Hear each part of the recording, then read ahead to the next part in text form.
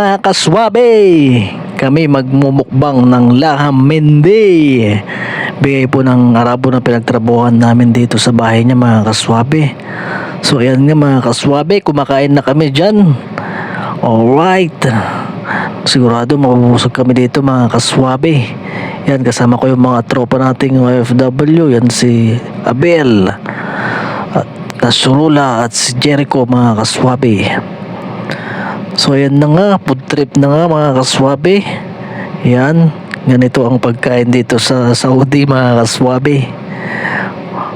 Kung first time mo dito na kumain ng ganito, talagang maninibago ka. Pero habang tumatagal, masasanay ka na rin yung mapagkain nila dito, mga kaswabe. Swabing swabe na mga kaswabe. Nakakabusog yan mga kaswabe with soft drinks pa yan at tubig. Alright.